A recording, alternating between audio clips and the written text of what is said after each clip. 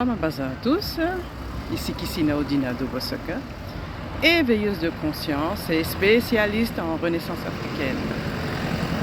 Donc là, je me trouve devant les escaliers. J'avais fait une précédente vidéo, une vidéo courte sur ces escaliers que j'ai surnommé les escaliers de la reine, qui me menaient d'un point A à un point B. Donc je profite de ces escaliers de la reine justement pour parler d'une autre grande dame. Nous allons parler de Natasha Akpoti Uduaghan. Donc vous vous rappelez, la sénatrice Natasha qui avait eu des démêlés au Nigeria et qui justement avait été suspendue parce que justement elle avait osé parler haut et fort qu'elle était victime de harcèlement sexuel au Sénat. Donc il y avait eu moult batailles et là c'est une bonne nouvelle. Elle avait entamé une action en justice, cette grande sénatrice, et elle a eu gain de cause. Et je vais me mettre debout même parce que c'est une grande nouvelle. Et donc la sénatrice Natasha n'est plus suspendue, elle est remise dans ses fonctions de sénatrice. Donc c'est une grande joie pour toutes les femmes. Donc que peut-on dire à cela, Elle n'a pas été seule, bien sûr. On parle justement, son mari est félicité parce que son mari était présent à chaque instant.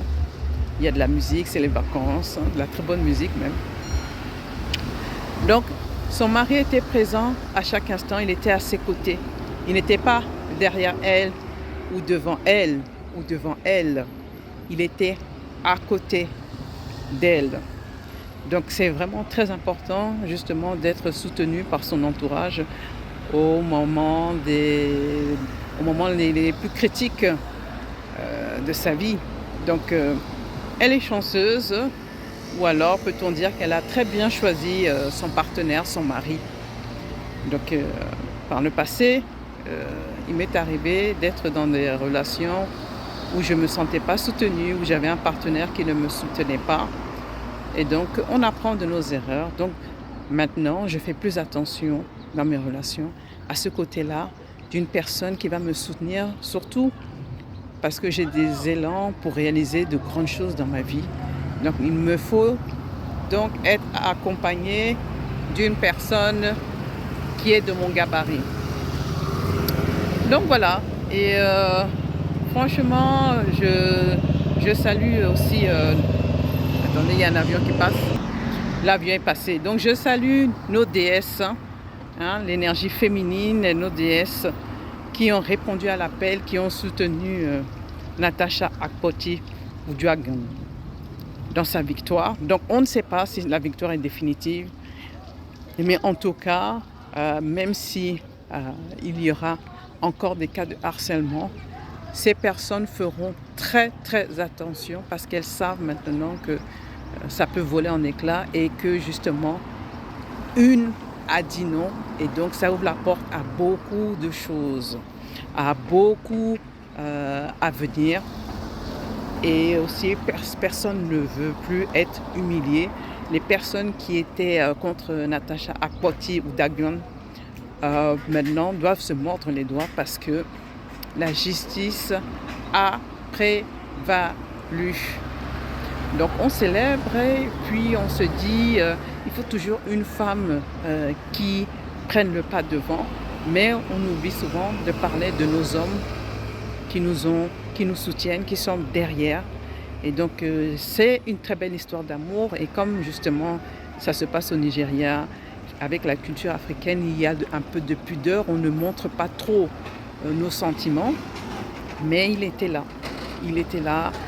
présent, et il la soutenait, et justement c'est ça qui lui a donné cette force-là.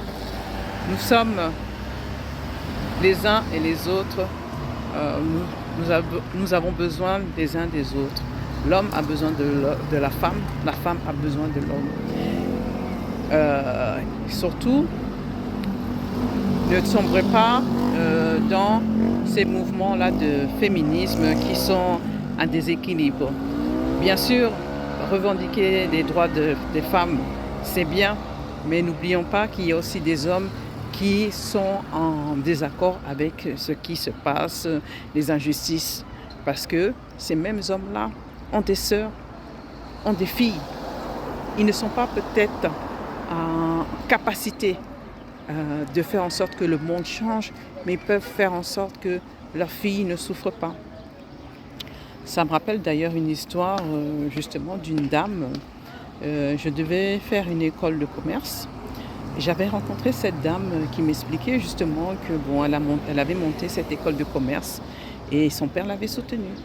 Et elle me disait, pourtant sa mère elle ne travaillait pas, était une femme au foyer et c'était une bourgeoise, elles étaient de la bourgeoisie, c'était en France. Et elle recevait des gens, boire le thé, donc les stéréotypes qu'on a de la bourgeoisie. Et elle me disait, oui, mon père n'a jamais voulu ça pour moi. Donc il m'a poussée à être indépendante, il m'a poussée dans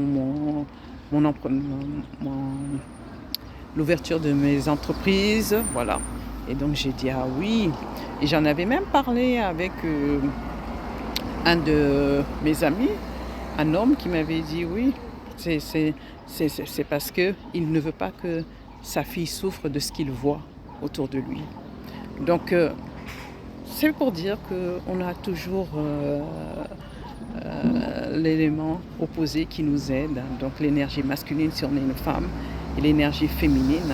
À chaque fois que j'ai eu besoin d'aide de la part des hommes, il ne venait pas de ma famille, mais il venait d'ailleurs. Donc voilà. Donc c'est la fin de cette vidéo. Donc n'oubliez pas de vous abonner, de liker et on peut ouvrir le champagne pour ceux qui boivent de l'alcool. À bientôt. Et j'aime bien cette musique. Pam, pam, pam. Stop. Avant que ça ne continue. Donc je parle de quelque chose qui soulève la polémique en ce moment. Donc dans quelques instants, vous allez voir le fameux baiser de la sénatrice Natacha Akpoti Ogwadion. Elle a fait un bisou à son mari. Donc elle l'a embrassé sur la bouche. Et donc maintenant, ça fait polémique sur la toile. On a estimé que c'était un geste inapproprié. Donc c'était juste avant de passer devant le Sénat pour savoir si elle allait être toujours suspendue ou pas. Non, moi, je ne comprends pas. C'est une femme qui ne passe pas inaperçue. Hein? Auparavant, Natacha Akpoti Ogwadion, elle était divorcée avec un enfant. Il se moquait d'elle, que c'est une maman solo. Maintenant, elle est mariée. Elle risque la prison. Elle embrasse son mari pour avoir un peu de courage. Ça fait polémique.